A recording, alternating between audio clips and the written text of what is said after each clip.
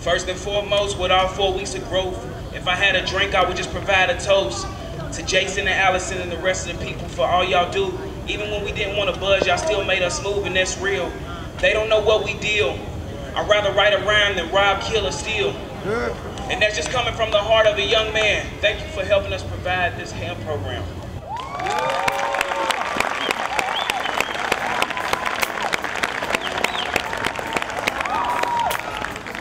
We're the first people to ever do this program, like, ever.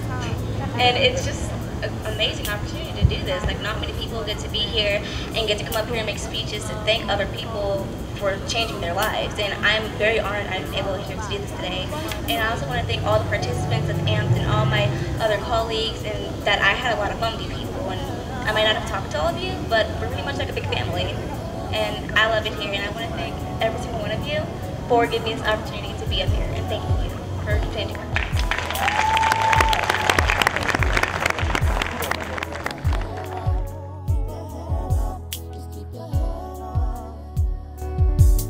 Like I told you once before, keep your head up when you wanna cry. When they try to get you down, just keep your head up, cause you still gotta. What can happen when a group of people, artists, musicians, chefs, entrepreneurs, videographers, engineers, all come together around a common mission and just share their talents for free? AMPED, Academy of Music, Production, Education, and Development. It was an inspiring 4 weeks. We've kept the kids coming in the studio. They've been having follow-up performances. And it really is a grand experiment. Being able to just take a group of kids from different backgrounds, different experiences, and putting them in one room and all kind of having the same end goal, which is some sort of product or performance or song.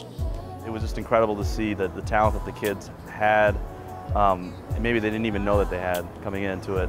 We saw some of the most shy kids you can imagine come out of their shells in just 4 weeks out of writing a song and performing it in front of their peers. These are all really smart kids. They probably are already on their own journey, but we just want to open up a world of possibilities to them. Music is a common thread in our society. It's something that you listen to when you're having a bad day, when you're having a great day and you're celebrating, you listen to music, and it's part of that experience. When you're meeting people for the first time, you can sometimes remember that based on hearing a song years later. You know, it's a real sentimental part of our lives, and people just get it. So why not have a program that gives access to creating and producing music for free to kids that are underserved? So the idea in the long term for this is to not only give kids a safe place, a haven to come to, not only give them a musical outlet, but also to give them something to develop on through education. Honestly, the program just offers so much help to do whatever you want to do, especially when it comes to music. You know, it just certain type of lessons like discipline, morality, everything. You feel me? And it's real helpful because I get in there. Me and Kwaisha could just offer our idea, just have a beat and a verse and just make a beautiful song from scratch, straight from scratch, live instruments and all that. It's amazing because I've never even had the experience, had the ability to obtain or acquire any of that. You feel me? I ain't had the ability to. So it's to have all that just given to me for free. It's a blessing. Kind of different. I've never been in a studio and recorded something before, and it felt rejuvenating a little bit. So I was kind of I hope I don't mess up and all that. So I was nervous, but I pulled through. It's very entrepreneurial. We are a social venture, and we really embody the concepts of using innovation to bring out social change. One thing we talked about was using some of the funding to go on college campus visits, as well as bringing in other national acts and artists that they really like to come and perform, almost like a reward system. We had kids write and compose music. We had to record the music. They shot videos. They did photo shoots. They did marketing. And then they performed. And even setting up the performance. I mean, they got to plug in the speakers and different stuff like that. And so when you looked at all that, it's okay, what is it I like in this group of things that I do? It's kind of a buffet. We have all this stuff. Come, eat what you like. Maybe you'll find something that you didn't know that you liked. Maybe you'll realize that you don't like something. So we can just set an environment where people can come explore and grow. Is enough really enough? Is enough really enough? Is enough really enough? Is enough really enough? Is enough really enough? Well, one thing I learned is nothing's ever too much. I grew up where everywhere you go, you watch your step.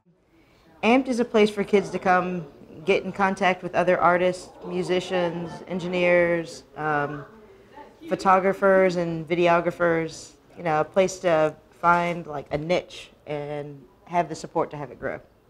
We had engineers that would like work to 2, 3 in the morning, you know, on these kids' music and just, you know, really caring about them. And that was what was beautiful. The program was beautiful that way.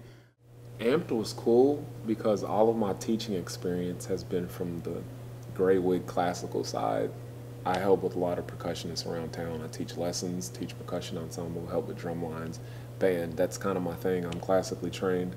But with AMPED, I got to kind of let out my other side, which I'm in a hip-hop band, multiple hip-hop bands, and I got to talk to kids about that as well as the other things that I do. So it was cool to relate to kids more so from where I'm from and being able to teach them the things besides just what I've been trained to do.